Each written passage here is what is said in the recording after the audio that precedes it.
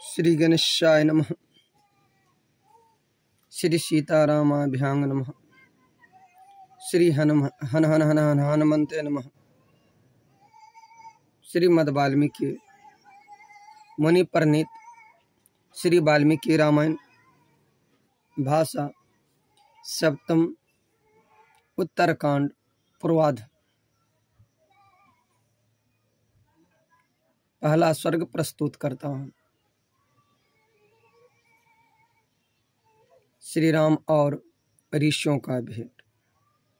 हम अब सप्त ऋषि जो प्रभु श्री रामचंद्र जी लंका विजयी हो करके आए, तो सप्त ऋषि सब आए राक्षसों को वध कर करके। जब श्री राम ने राज्य ग्रहण किया, तब समस्त मुनिगण लक्ष्मण के पराक्रम की प्रशंसा करने के लिए अवध में पधारे। पूर्व दिशा के निवासी कौशिकी, यवकृत, गार्गे, ग्वाल और मेधातिथि के पुत्र कनव, दक्षिणी के निवासी स्वस्वत्यात्रेय, नामुची, अगस्त, सुमुख और विमुख, पश्चिम दिशा से आश्रयी निरसंगु, कसबी, धौम्या, शिष्य, कोसे तथा उत्तर दिशा से आश्री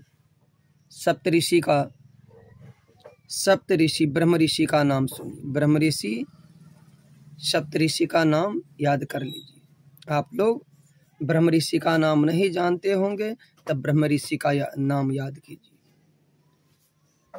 ब्रह्म ऋषि सप्तऋषि किसे कहते हैं? पहला में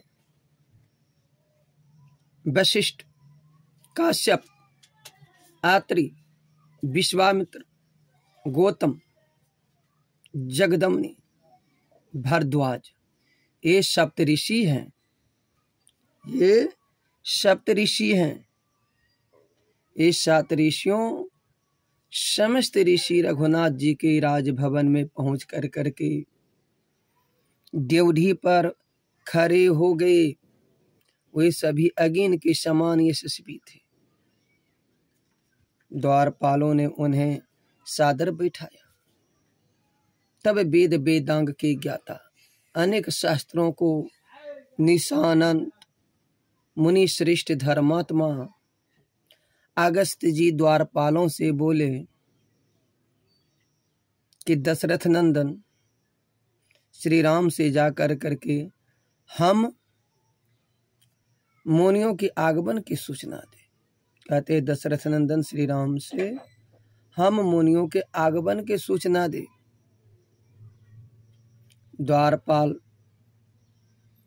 द्वारपाल ही तत्क्षण ही श्री रामचंद्र जी के पास गया और ऋषि श्रेष्ठ अगस्त आदि को पधारने के समाचार सुनाए। महात्मा के आगमन सुन करके श्री हरि ने कहा, सबको यहाँ सुख से ले आओ। श्री हरि ने कहा, सबको यहाँ सुख से ले आओ। फिर तो वे सब ऋषि श्रेष्ठ राम के पास आ पहुंचे। राम के पास आ पहुंचे। श्री रामचंद्र जी हाथ जोड़ करके उठ के खड़े हो गए। सबका आर्ध्य पदार्थ से पूजन किया और बड़े आदर के साथ सबको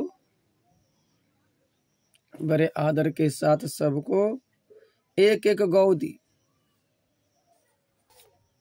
सब महात्माओं को ब्रह्म ऋषि के एक एक गौ दी आदर के साथ। तत्पश्चात सबको प्रणाम करके शुद्ध भाव से सुवर्ण के आसन यानी स्वर्ण गोल्डन का आसन लगाए। फिर उस पर बैठाए, जिस पर फिर कुशासन लगाए। फिर हरिण का चर्म बिछा दिए। राम ने उस सब की कुशल पूछी। राम ने यथाविधि सब ब्रह्म ऋषि को कुशल पूछी। तब उन वेद वेता महात्मा ने कहा कि हे रघुनंदन, हे महाबाहो, आपकी कुशल से हम सभी कुशल पूर्वक हैं। आपने सब लोगों को रुलाने वाले रावण को वध किया। कहते आपने कुशल पूर्वक रुलाने वाले रावण को वध किया। यह सौभाग्य की बात है हम लोग को लिए। कहते हम लोग के लिए यह सौभाग्य की बात है। हे राम, आपके लिए पुत्र पौत्रवान रावण को नाश करना कोई बड़ी बात नहीं थी। कहते हे राम, आपके लिए रावण पुत्र पौत्रवान को लिए नाश करना कोई बड़ी बात नहीं थी। कहते हैं निस्संदेह आप त्रिलोक के विजयी हैं। हे राक्षेंद्र, रावण का वध कर आपको सीता सहित विजयी देख करके हम अपना सौभाग्य समझते हैं। कहते हैं हम अपना सौभाग्य समझते हैं, गंधर्व सौभाग्य समझ रहे हैं। धर्मात्मा लक्ष्मण आपके ऐसे हितकारी हैं। कहते धर्मात्मा लक्ष्मण आपको ऐसे हितकारी भ्राता हैं कि माताओं और बंधुओं सहित आपको कुशल देख रहे हैं। माताओं बंधु सहित आपको कुशल देख रहे हैं। यह तो दे बात ही था। आपके प्रहस्त विकट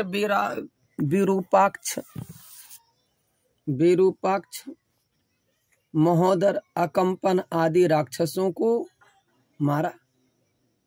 कहना था ये सब तो बड़े ही दुर्सह थे। हे हरि, कुंभकर्ण तो ऐसा ही था जिसके समान विशालकाय भूमंडल में कोई नहीं था। कहते कुंभकर्ण ऐसा ही था जिसका विशालकाय भूमंडल में कोई नहीं था। सप्तऋषि बात कर रहे हैं श्री रामचंद्र जी से। देवव्रत आपने उसे भी मार डाला, आप उसे भी मार डाला। तीसरा देवान तक नारायण तक भी ऐसे ही थे, पर उन्होंने भी आपने मार डाला। हे राक्षेंद्र, रावण तो अबद्ध ही था, उसे द्वंद्व युद्ध आपने विजयी प्राप्त की। यह भी बड़ा आनंद हुआ। परंतु हे वीर, रावण का प्रभाव उतना ही आस्के नहीं था जितना इंद्रजीत का था। जितना इंद्रजीत का था, युद्ध में उसे भी मार डालना यह तो बड़े हर्ष की बात है, क्योंकि वह माया युद्ध करता था। इंद्रजीत माया युद्ध करता था। उसका भी वध सुन करके हम लोग बड़े आश्चर्य में पड़ गए। तब तो गंधर्व जैसे फूल के वर्षा की, परंतु हमें तो आपकी जय की इच्छा थी, इसे आपने विजयी लाभ किया। यह हमारा सौभाग्य है, क्योंकि उसे कोई मार नहीं सकता था। इंद्रजीत के हे प्रभु, उसे कोई नहीं मार सकता था। आपने हमें अभय दान दिया। यह हम लोग का सौभाग्य की बात है।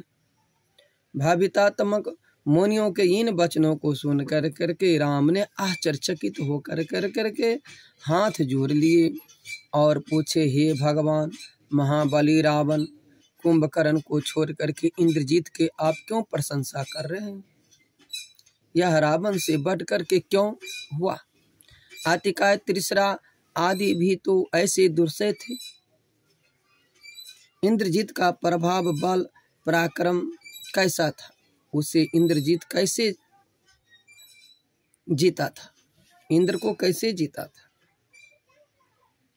अगस्त जी कहे, हे राम, मैं वह भी कथा यथाविधि सुनाऊंगा और आपको सुना कर करके जाऊंगा। और यह कैसे प्राप्त हुआ? पुत्र से बलि पिता क्यों हुआ? युद्ध में वह अपने पिता से भी अधिक पराक्रमी कैसे हुआ, यह मेरा निवेदन है। मैं कहूँगा, मुझसे यह कथन। तब श्री रामचंद्र जी कहते हैं, मुझसे यह कथन कीजिए। अगस्त्य जी कहे, हे श्री राम, आप कथा सुनते रहिए, मैं जो है से शूर्पणखा के विवाह भी सुनाऊंगा, शूर्पणखा के विवाह भी सुनाऊंगा और रावण का विवाह भी सुनाऊंगा।